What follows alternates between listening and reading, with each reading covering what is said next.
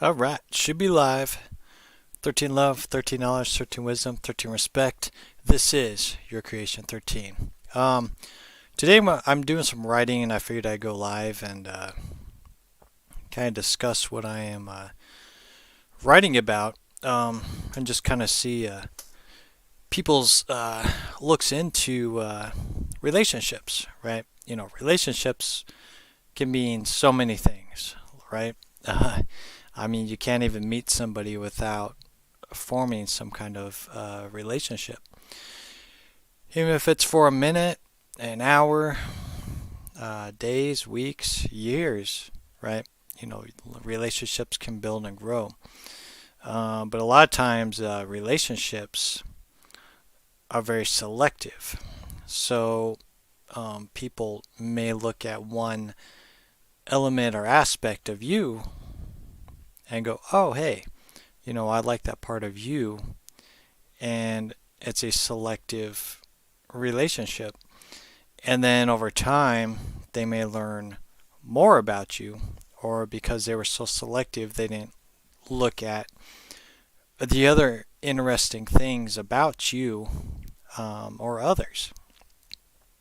So when that selective narrative or selective relationship continues, people usually get bored or they no longer want to be a part of your life, right? So they'll just kind of move on without even looking into what I talk about, unity through diversity, right? I mean, you don't always have to hang out with people all the time, right?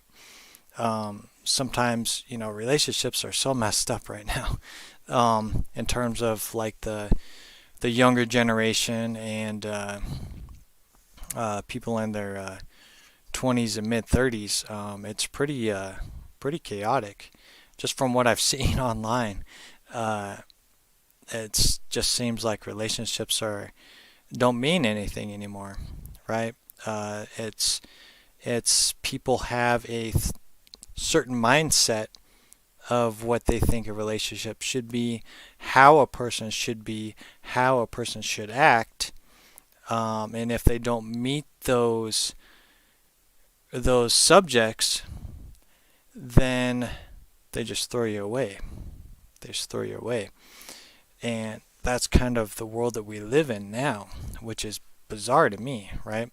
And mainly it's because of online, right? So many people watch people like myself and others who create podcasts and TikToks and all that stuff to create a narrative of followers, um, and they don't realize that as they're speaking and as they're perceived teaching, the viewers, right, the people who are watching, um, could be anybody. It could be kids, it could be teenagers, whatever it is, you're having an influence on their lives. So if their parents aren't teaching them the responsibilities of relationships and um, to go through life with love and respect and honor, maturity, um, then you're going to get messed up because somebody else is teaching you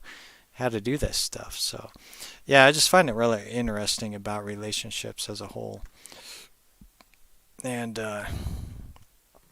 just how it goes through, right? Whether it be having a boyfriend, girlfriend, husband and wife, just developing relationships, developing through selective subjects, like religion and exercising and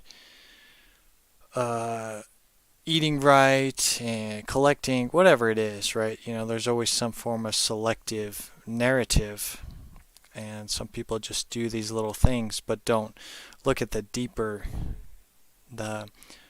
the deepness of what a relationship could go into, right? You can't trust everybody, um, and not everybody's there for a long term ride, a relationship with somebody, because people grow and mature. Sometimes some people stay immature, That's what we have in this day and age as well. So I found that interesting. But I am working on a teaching about sex before marriage, right? Or sex is marriage, right? And I just been kind of just viewing just what is lacking in what the youth is being taught, because people aren't taught what a relationship is. They don't know what to look for with a relationship. I always tell people that you're looking for your best friend. You're not looking for a boyfriend. You're not looking for a girlfriend. You're looking for a best friend that you accept their strengths and their weaknesses. Everybody has a strength and weakness. And you're going to learn to work through that together, right? But it's also built on trust and faith and things like that. If you don't have that, you can't trust your partner, then there's really no point in continuing on, because you're only going to be fighting not only with yourself, but you're going to fight with a relationship with that other person, right? And with becoming one with somebody, right, that is huge. The youth is not taught about diseases and spiritual bondage that happens, right? Because spirituality isn't really talked about, and a lot of contracts and ancestral curses. Your DNA changes, right? If you look into what happens to a female's body when it does have intercourse with somebody, their body structure changes. When a woman is pregnant, their body structure changes to the DNA or the seed that the male planted within them. Their DNA changes. When they give birth to a baby, their DNA and their body changes, right? It's never the same. Women's bodies change and mutate consistently. It's bizarre, but it's true facts. It's scientific facts, and it's quite interesting. Even like facial features will change too, and even yours too, based upon the relationship you have with the other, right? It's bizarre. It's bizarre. And I'm just talking about male and female, right? Because by design, that's how the human anatomy is built, right? You can't have a baby with a female or a male and a male. It's designed to produce, right? To produce. So you got to have a male and a female to produce, unless you go through doctors and things like that, right? But that's not natural. That's playing with the hands of God, as people say.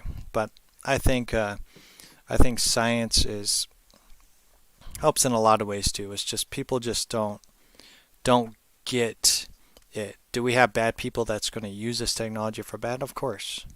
But we have good people too that can also use advanced technology and DNA and things like that to create different things, right? I mean, wouldn't it be cool to be able to reproduce from your DNA all the cell structures? So say if you lost an arm or a leg, they could just grow an arm and a leg from your DNA cell structure, so that new arm and leg back on, your body would adapt to it because it is you, and you'd have no problems.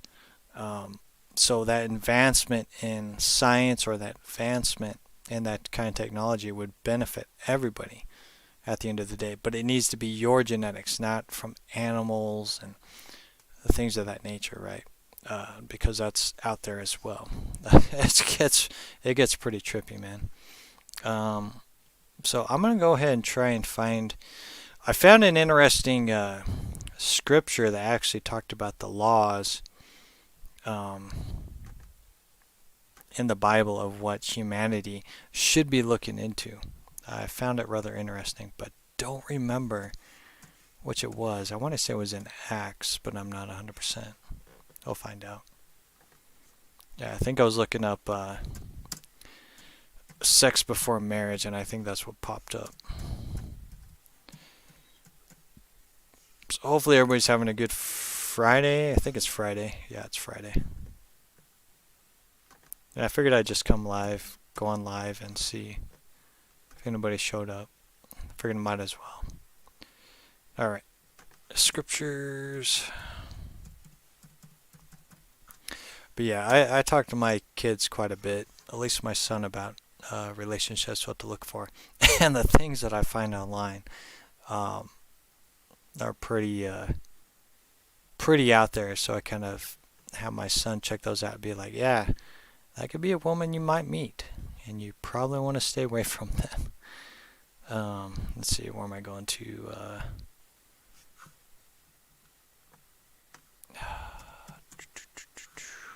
There we go.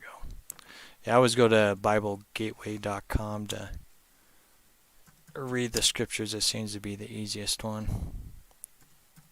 to find what you're looking for. Let's see.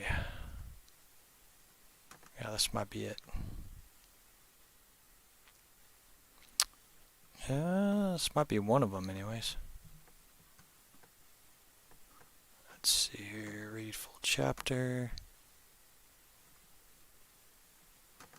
And we'll see what we got. I'm kind of wanting to look into the Passion translation. A lot of people have been talking about it. I really venture there. I kind of stick with the King James and then the New International Version. Those are the two that I grew up on. Let's see if this is the right one. Nah, it's a different one. But let's go ahead and read this one. So this looks like it's Deuteronomy 22:13. Let's see. If a man takes a wife and after sleeping with her dislikes her and slanders her and gives her a bad name, saying, I married this woman, but when approached her I did not find proof of her virginity. So keyword, look into the word virginity. You're going to find out that word goes to Virgo, and Virgo translates into maiden. And then you do research on maiden. It has nothing to do with what we're taught, right? Basically, what that really should be saying is that when you become one with somebody, you're married, and everything that you have and she has, a male and a female, what they have together, whether it be generational curses or spells, or if they slept with somebody else before you, things like that, you get all that connects together. All of it is all connected together, and if you're not spiritually prepared or know what to look for, it's going to mess with you and it's going to mess with your partner.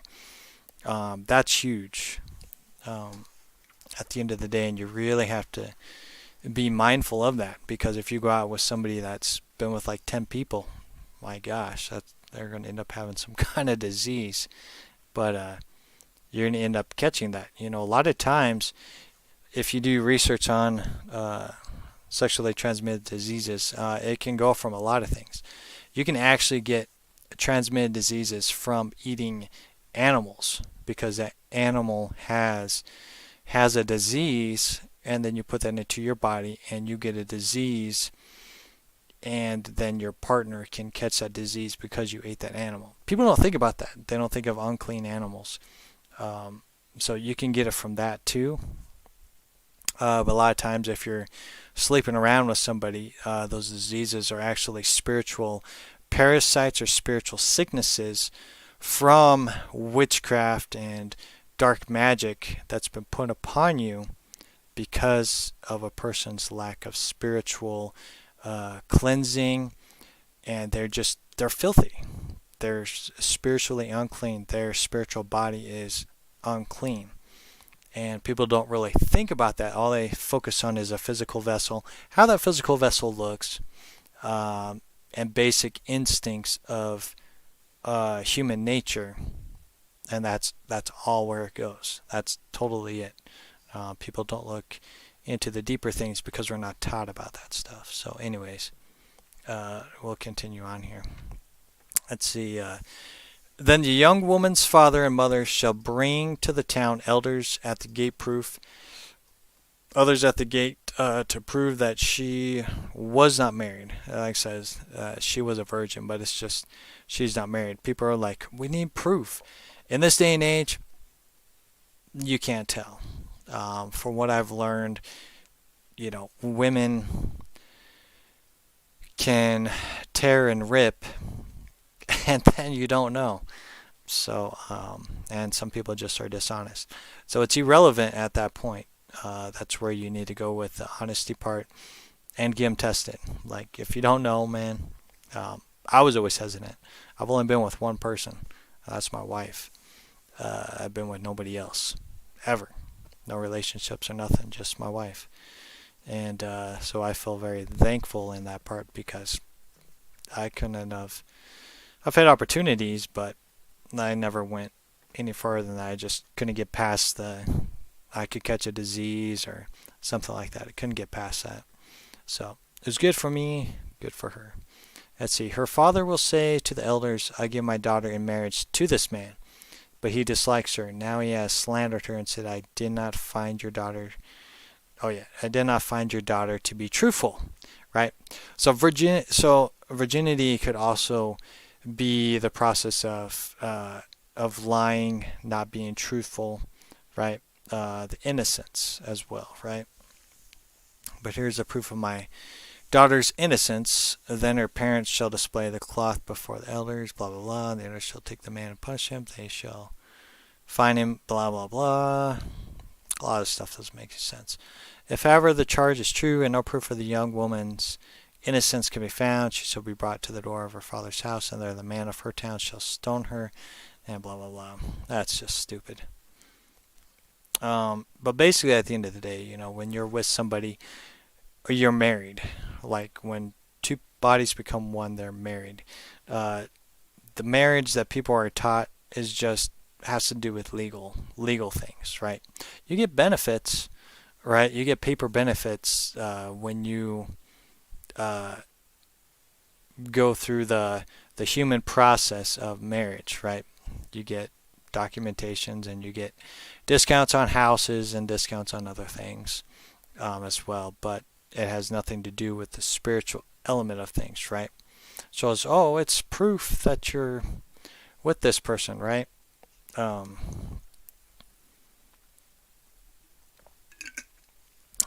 then they put the rings on you, and that's supposed to symbolize, that you're taking all that stuff there, right?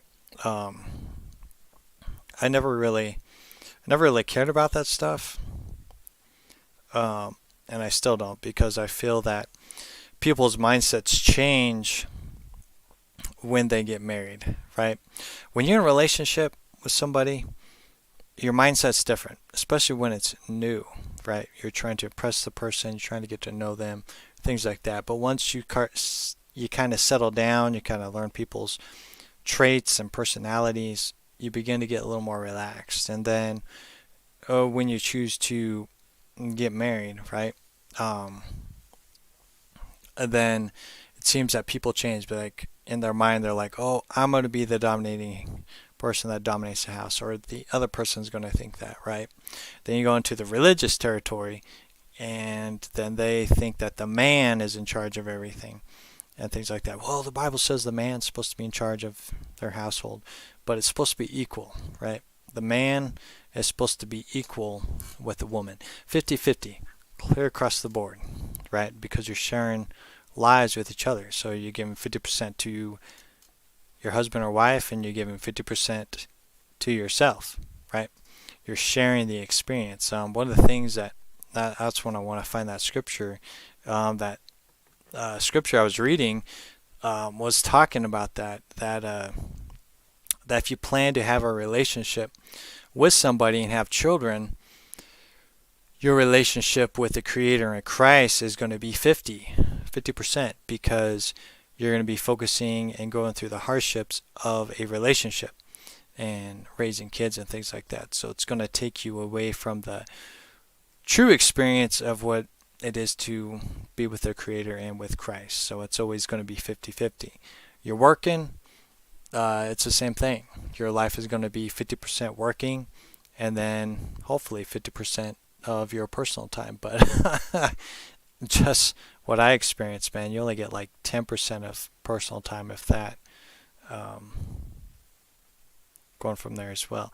So it's always a give or take. You're always going to be sacrificing something. It's just a process of being busy. That's why every time somebody says they're bored, I'm like, man, what kind of life you living, man? Or people don't show up to work. I'm like, do you guys not have bills to pay? Because last I checked, my bills still show up, and they're still the same amount, and sometimes more. So, you got to pay them bills too. So let's continue on here. If there's anything else worth mentioning on here, anyways. It's not. It's the same thing. One of the key things I will mention is that a lot of people can be broken, especially when you get into a relationship. People can be broken, and it can get bad. Because if somebody was abused by somebody, if they're abused as a child, then they would have lost their innocence, right? And they're like, oh, well, then that means that person was married to that person. So you got to be careful on how you say it, and this is why it's important to have a spiritual journey, right? Building in your faith, right? Christ my rock and foundation. Born and raised in a Christian home, I still have those fundamental elements in my life, right? But you still got to grow more, because the church will not teach you about the spiritual realm. They'll not teach you about the process of healing and letting go, realizing the past is the past, and then helping your relationship with your partner, right? When I was going out with my wife, I had a different mindset. I was a totally different person. I was a very depressed and very negative individual. I still had my faith with Christ, and I was a Christian, right? But I wasn't. I had the mindset of a church, but I had the personal relationship with Christ.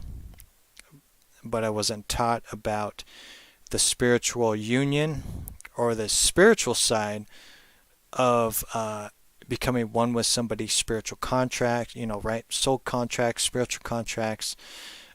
You gain anything from your partner's DNA, ancestral curses, things like that. You gain that. You feel that. You become one with that. So if you're depressed, they're going to feel your depression, and vice versa. So you're going to end up downloading all these things, and it becomes a mess. That's why a lot of people's relationships are a mess, because they don't realize that those moments of pleasure is actually hurting you, because you don't know spiritually what's happening to you and through you. It's bizarre, right? Like I said, when two people become one, your guys' DNA changes, especially through females. The females changes and absorbs the male's DNA structure, and it's bizarre, but it's scientific facts. It's crazy. You just gotta do research on it. How's it going, Kayla? Again, man, it's so interesting. These people show up on all these people's news feeds with these different things, but their words, I just don't know what the words are. I've looked them up, and I I don't know. I'd have to look it up again. But how's it going, Kayla? If you can understand me, that's awesome. Someday we'll have a universal translator. It's already in development. So when you talk with somebody, they'll know what you're talking about. So, anyways, I'll continue on here. I gotta find that one I found. I got it saved. I just don't want to go through and find it. It'll take me forever. Maybe in here.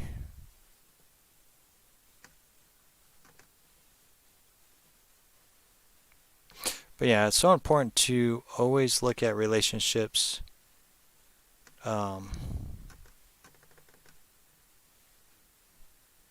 with that mindset, right? So many people focus on just the physical suit and they don't look at anything else but that physical suit. They're like, oh, that person's attractive, or oh, this or that.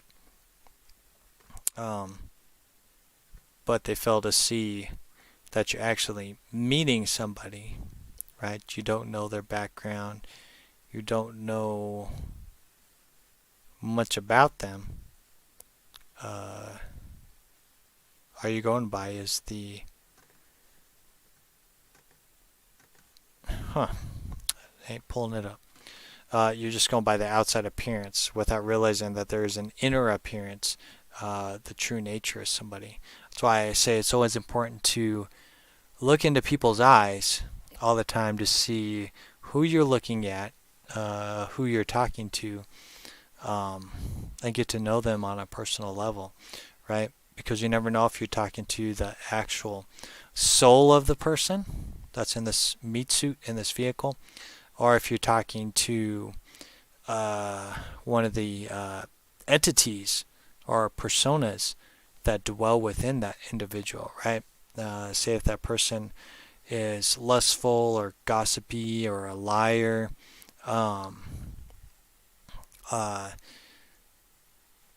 they have different personas that take control over their vessel because they're unaware of things. That's why it's so important to look at people in the eye, right? They're like, well, you need to look at the postures and the gestures. I throw that out the window because honestly, I mean, there's just different ways you do things, right? Like myself, I will, if I want to do a whole bunch of things all at once, I'll just start just moving my leg, right? I'll just have this habit of just moving my leg because I got energy flowing through me, and I'm wanting to move and do things, and I can't do that. So I just kind of just move my leg to relieve some of the tension of that energy, right? So it's kind of irrelevant, but if you pay attention to eyes, that will kind of show you what that person is. It's important. It's something that you just kind of just get used to over time. And if you make people feel uncomfortable when you look into their eyes, then you can tell they're either hiding something or the persona or something within them might be like, oh, that person may find out what I'm doing. So they may kind of hide away or want to get away because you're noticing, you're recognizing them, right? Not a lot of people recognize people. They just, like I said, they take things for self-value for what they see in front of them when there's a lot going on within your eyeballs, right? Your eyeballs kind of look like a universe, which is interesting. I remember watching Men in Black, and they had this scene towards the end where it was it a cat? Yeah, it was a cat. I don't think it was the eye though, but there was a little pendant, and it just kind of just went into that pendant, and then it just kept going into the pendant, and there was more universes into more universes into more universes. So you can kind of see that through your eyes as well. It's quite interesting. Let me see if I can find that one. It might have been 1 Corinthians maybe. Let's see. Let's try it.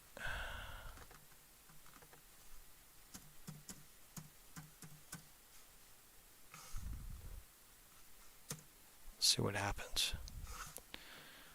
But that's the whole process of building a relationship. Looking at those little things, right? A lot of people focus on just conversation. That's it. How you react, how you act, things of that nature. But it's kind of non-void because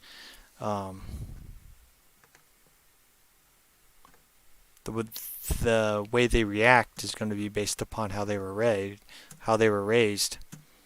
and just kind of generate some of the habits of your generation, right? Of your DNA. All right, so I think this might be it. 1 Corinthians, I think this kind of...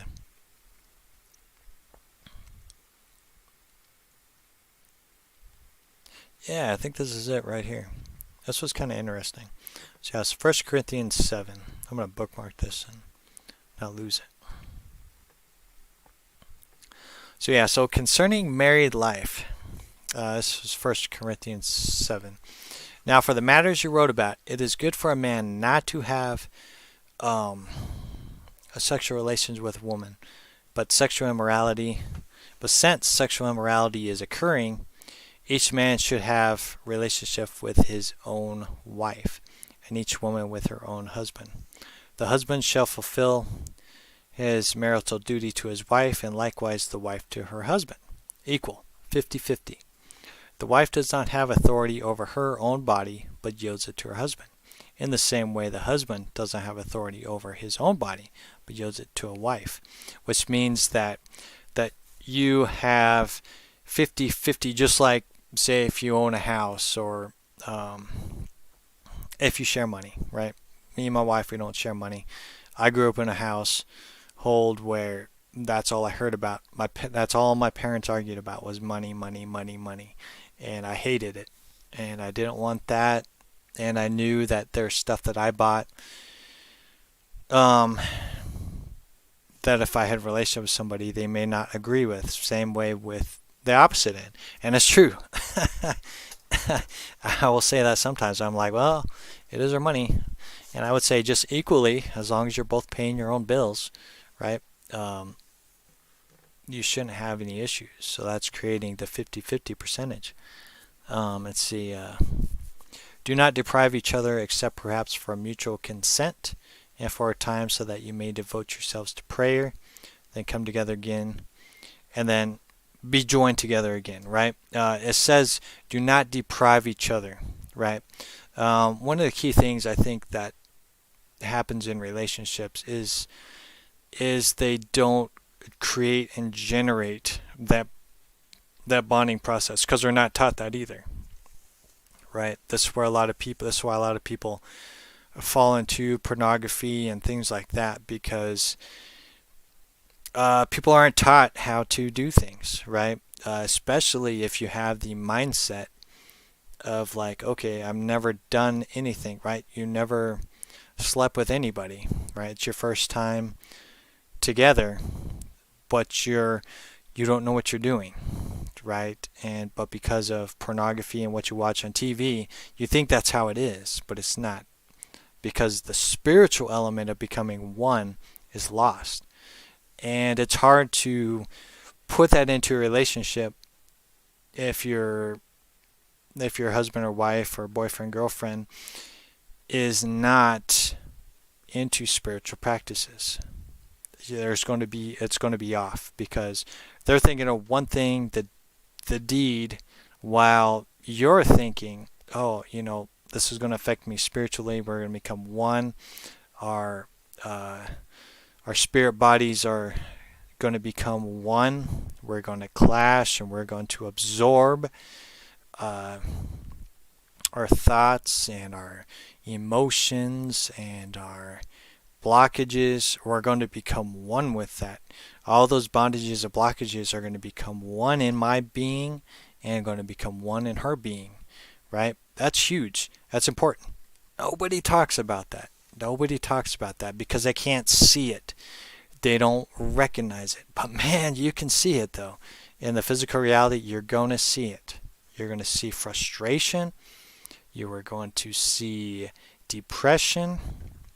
You will see you be unbalanced, and you just won't know what's going on because of a lack of a spiritual journey and relationship within yourself, right? That's why I always tell people, Christ is my guide, because it's a go-to, right? It's not always the fixer, but it's the go-to. At the end of the day, trying to find the balance of why you may be off or what's going on. It's huge. There's these details that we're not taught about. There's simplicity, which is fine, but I think when you become one with somebody, you need to know those details so you know the outcome of it and things like that. So like it says on here, do not deprive each other. That means experiment, have fun with only each other, right? You don't get other people to be involved in all these parties that people want to have, because that just creates more spiritual blockages, and then you just start downloading more bondage and curses and all that stuff, and it just messes you up. So you want to be creative when you become one, and have fun, right? That's something that I was never taught.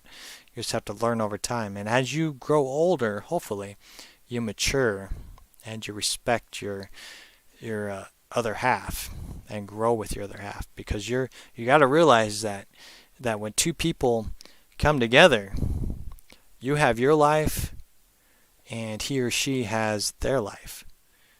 And unless if you are like totally the same on everything, right, there's going to be a little catch. There's going to be something that's different. But I think the more you're different in some ways, you meet each other halfway, right? That's where the 50-50 comes in, where you meet each other halfway. So you learn about their strengths and weaknesses, your strengths and weaknesses, and hopefully their strengths will help your weakness, and your strength will help their weakness as well. So that's huge.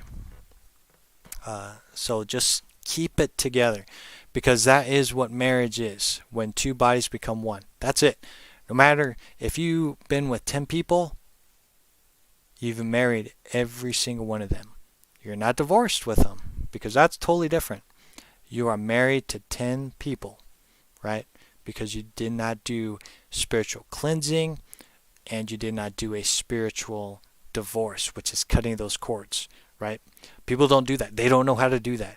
They don't know how, because they think it doesn't exist. But you will see in your physical reality that stuff exists, and it's there, and it's bizarre. That's why so many people's relationships go down.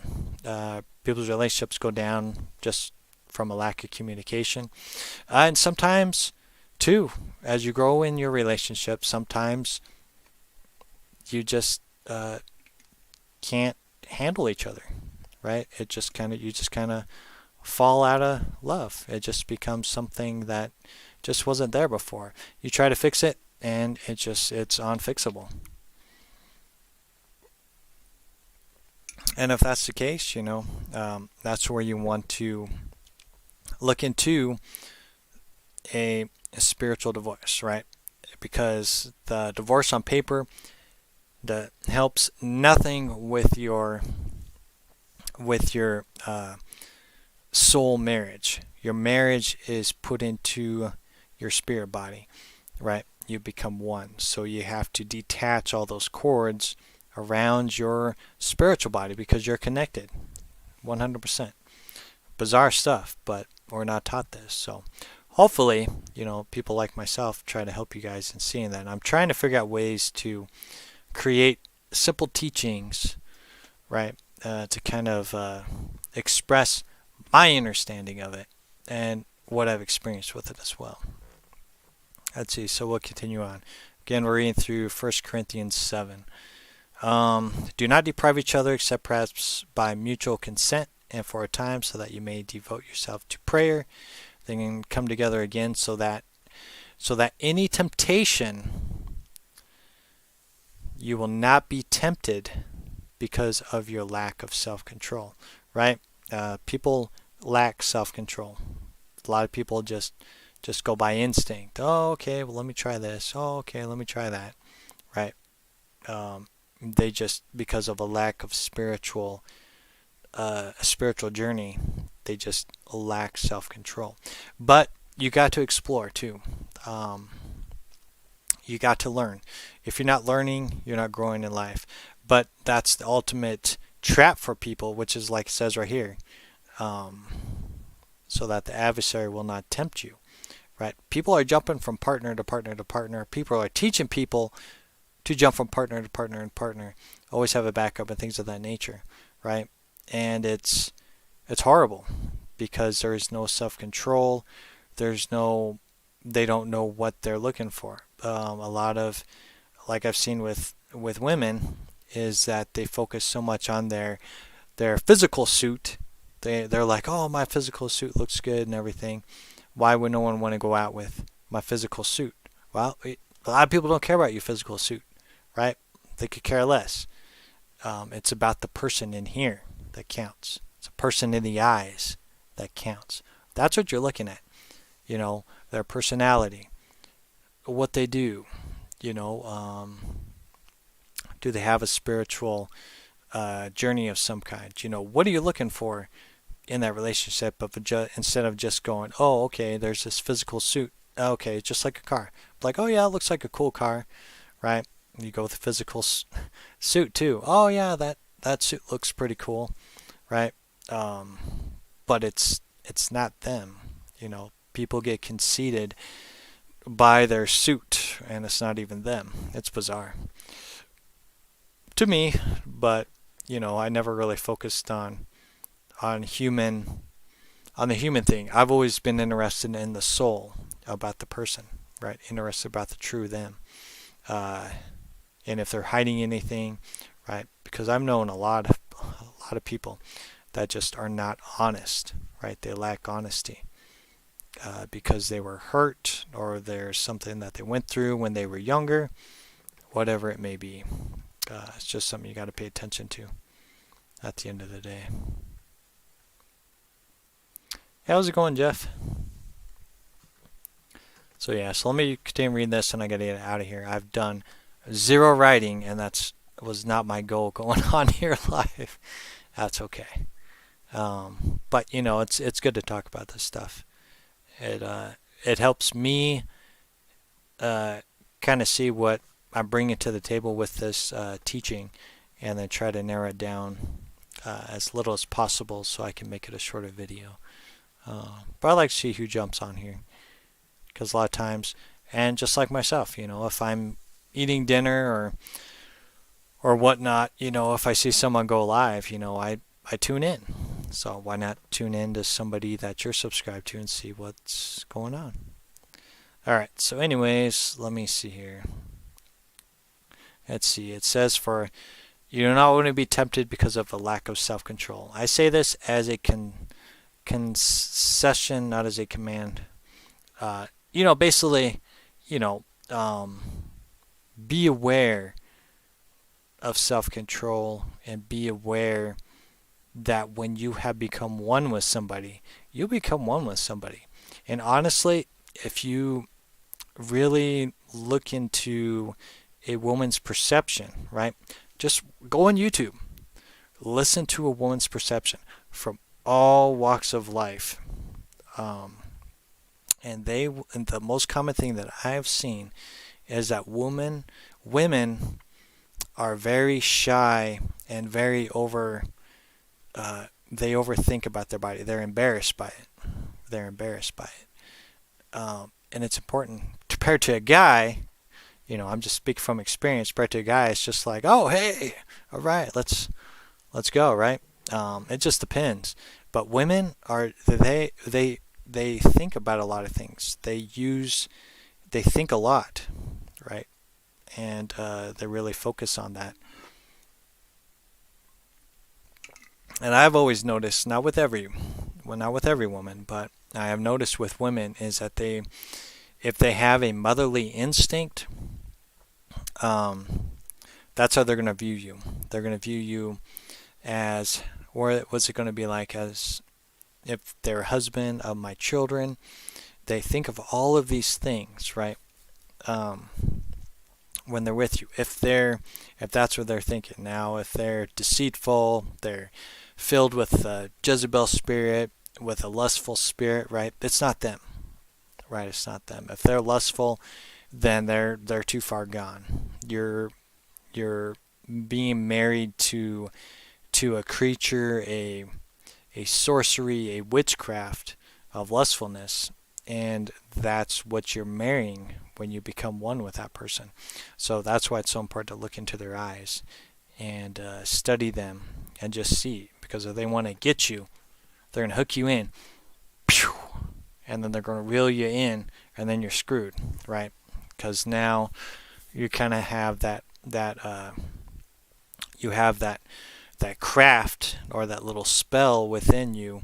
That lustful spirit has hooked your spirit body, and now you become one with that lustful spirit as well as that person that you were just with. You became married, right?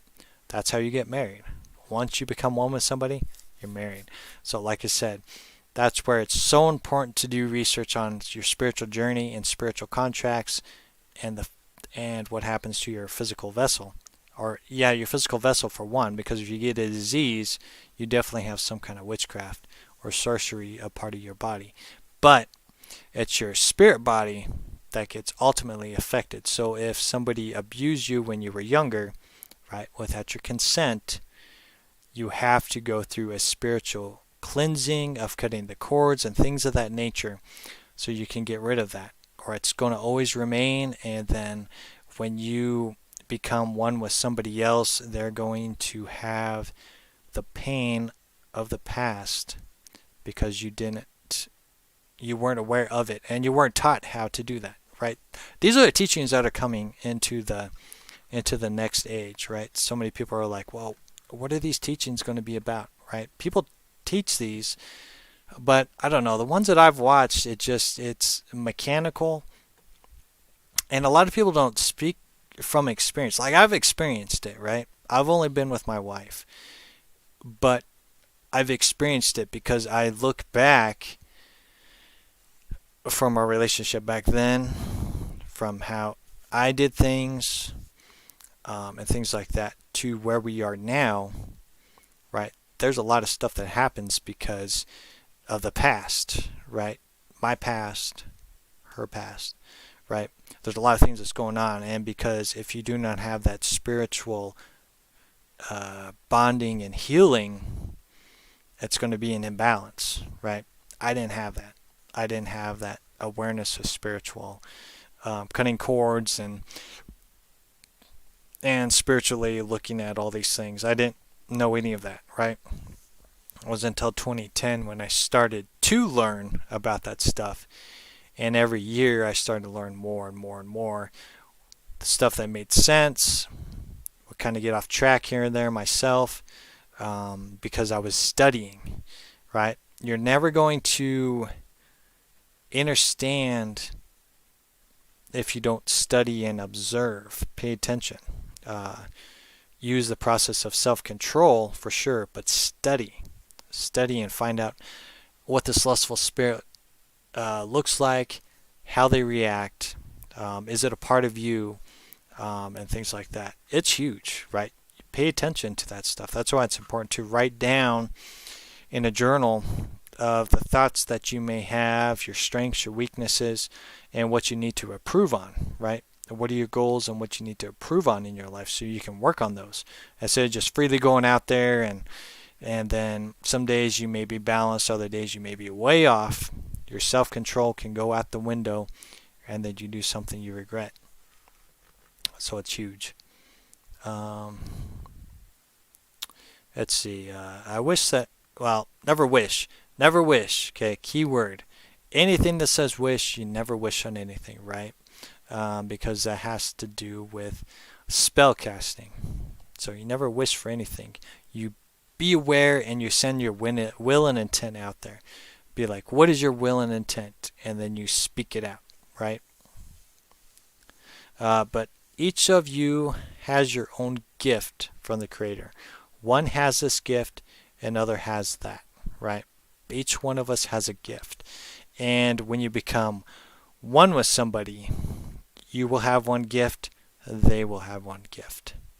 And then you will open up that gift together and then grow.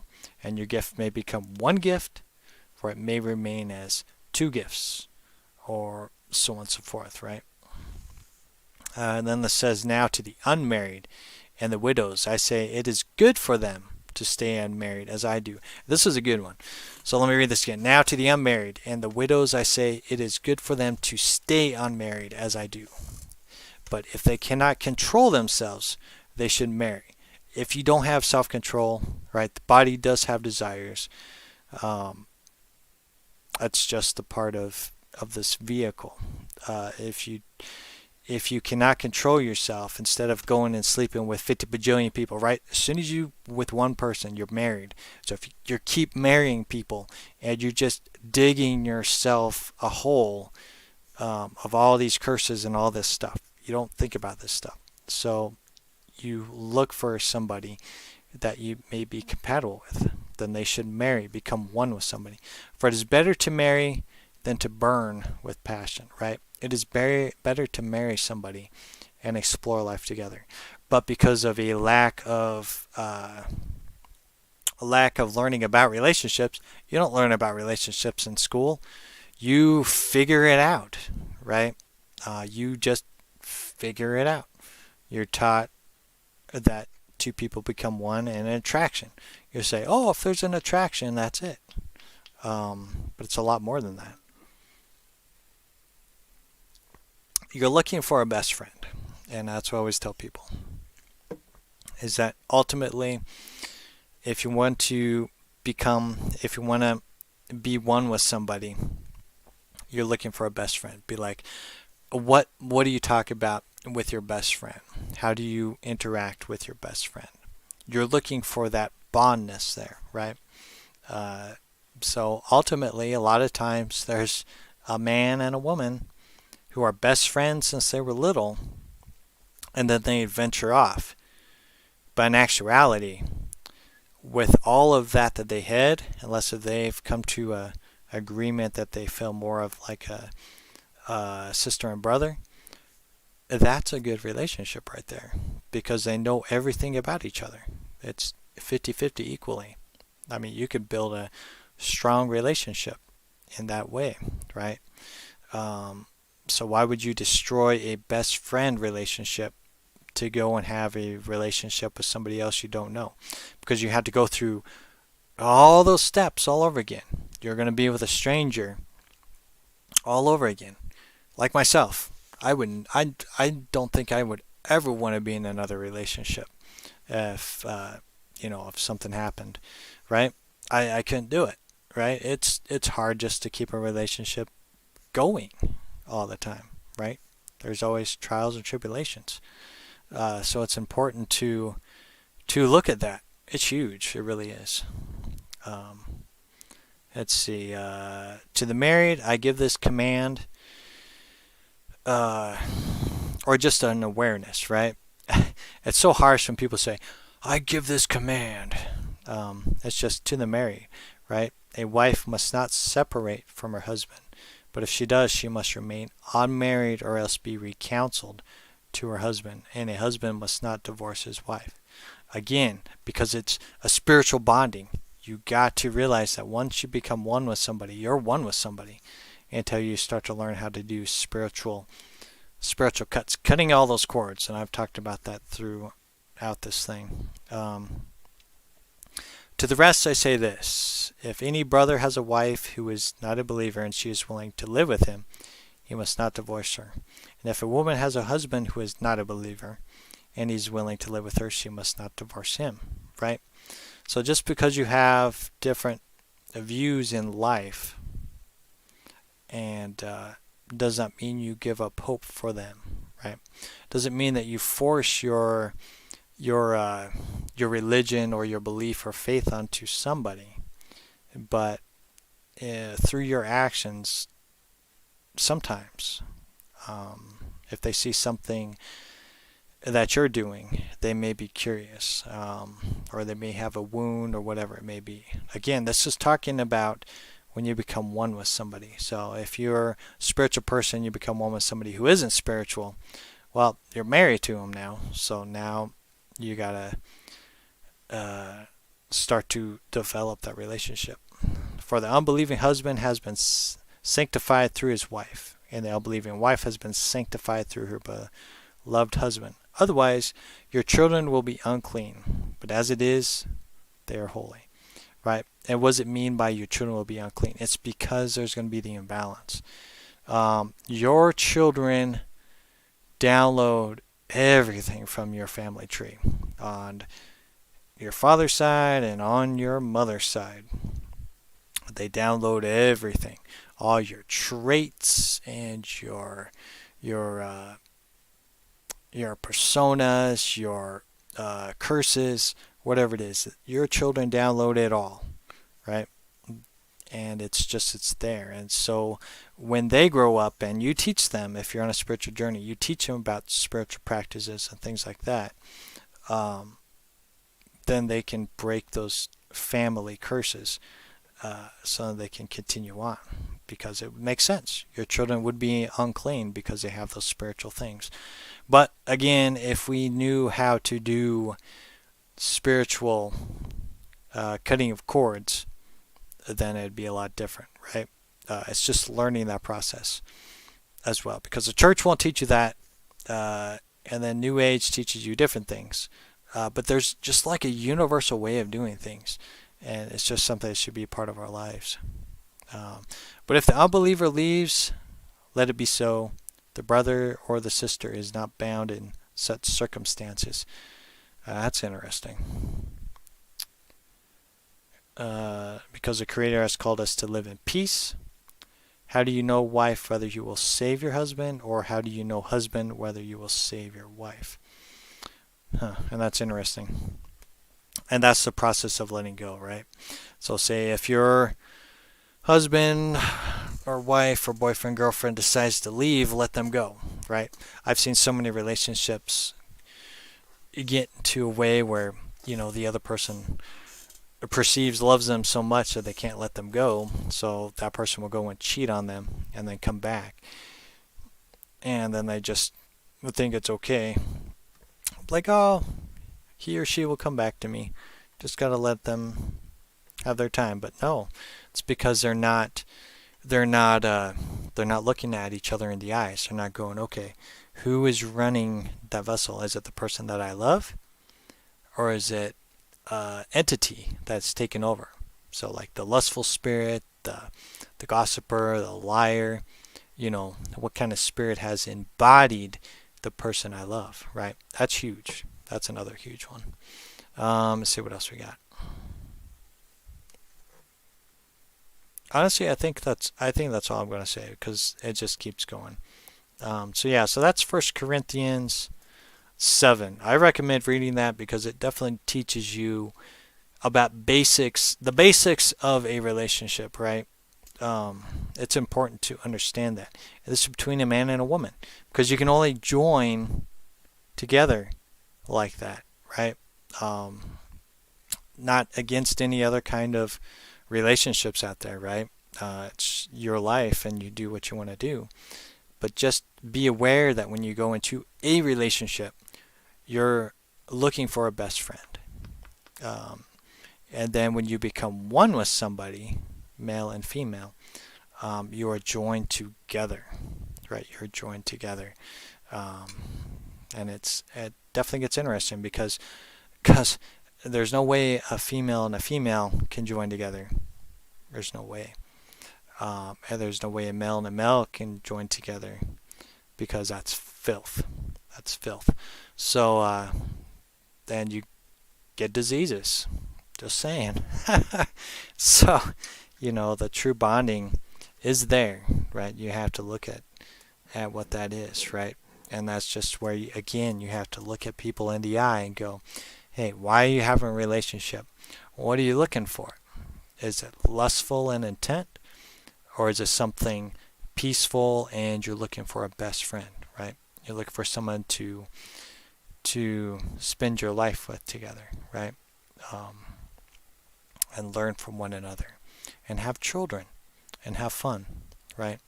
So that's just something that we all have to teach our children to be respectful, honorable, respect everybody where they're at, unity through diversity, right? Like I said, if people want to be female, female, male, male, it don't matter. They can do whatever they want, right? But there is a process of creation that happens for a reason, and the process, everything is more spiritual than it is physical. The spiritual realm is where everything happens. That's the real realm. This physical reality is a presentation of what's happening in the spirit realm, right? It's bizarre. You wouldn't think that spiritual realm has such a huge impact, but it does, right? That a lot of what happens in the spiritual realm carries over into the physical realm. So if you were aware of that spiritual realm, the stuff that happens in your physical reality would make more sense. It could still be complicated, but it makes a lot more sense compared to if you live your life through the physical realm, right? If you live by the ways of the world, you're going to be in a state of confusion.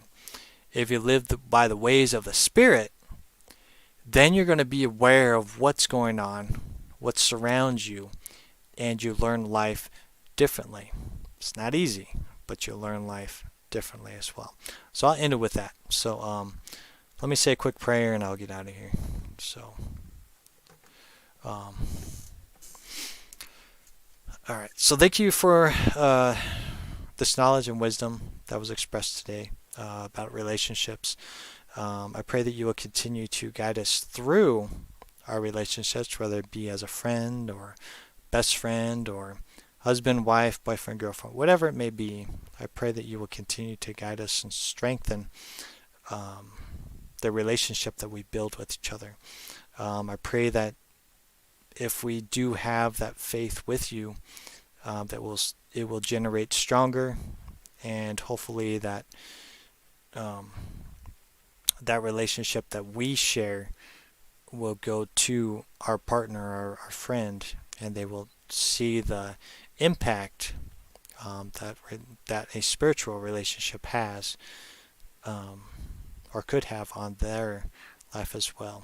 I thank you for continuously sharing your love and encouragement, and always guiding us to new teachings and findings and different ways to grow in our spiritual journey, to grow in our relationship with you, and to grow in relationships with others, right? Being respectful and honorable, right?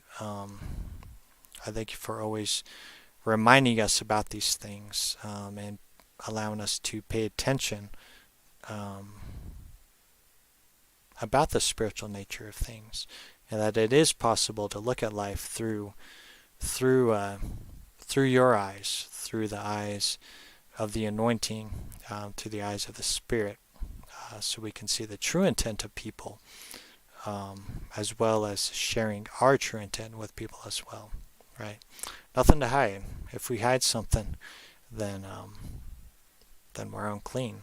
So we got to clean ourselves. So I pray that you will continue to teach us how to clean ourselves, how to get rid of anything that is unclean within us, any kind of entities or curses that may dwell within us, that you will teach us how to free those curses and those bondages or whatever it may be, and help us be free from that, from the cleansing of the anointing that you've promised us and given each one of us who have searched for it and who have asked for it. So yeah, so awesome. So amen. So love yourself, keep shining bright. Hopefully I'll start getting these teachings out there. It just takes time, right?